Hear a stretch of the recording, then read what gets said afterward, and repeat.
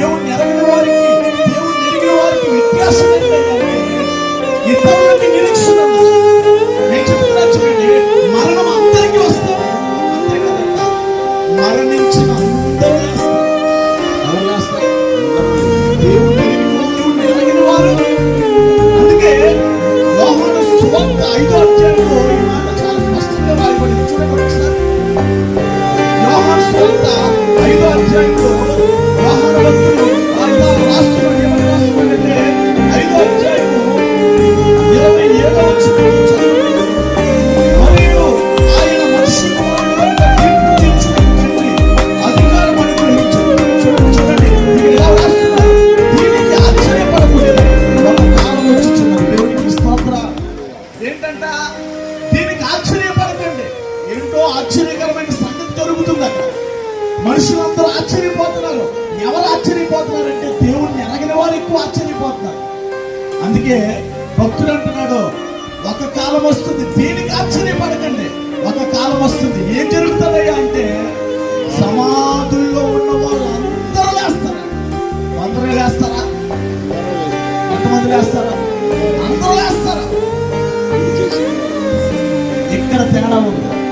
అందరూ లేస్తారంట, కానీ అందరూ ఒక చోట వెళ్ళరంట. మేలు చేసిన వారు జీవపునరుద్ధానానికి, కీడు చేసిన వారు తీర్పు పునరుద్ధానానికి.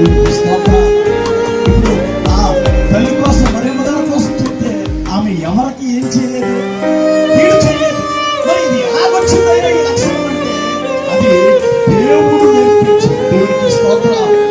బైబిల్ గ్రంథం చాలా స్పష్టంగా చెప్తుంది, మీ శత్రువులను కూడా మీరు ఏం చేయాలి, మీకు కీడు చేసిన వారి కోసం మీరు ఏం చేయాలి.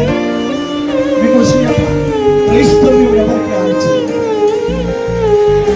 క్రైస్తవ్యానికి అనేక మంది హాని చేశారు, కానీ క్రైస్తవ్యం ఎవరికి ఏం చేయలేదు, హాని చేయదు.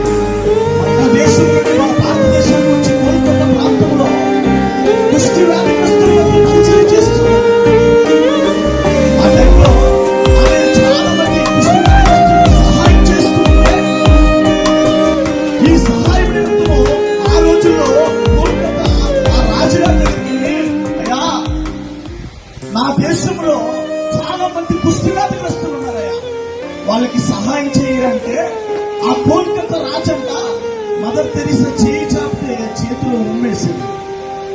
అప్పుడు మదర్ తెరీసా అన్నారంట, ఇది నా కోసం, కుష్టి వ్యాధిగ్రస్తుల కోసం ఏం చేస్తామని.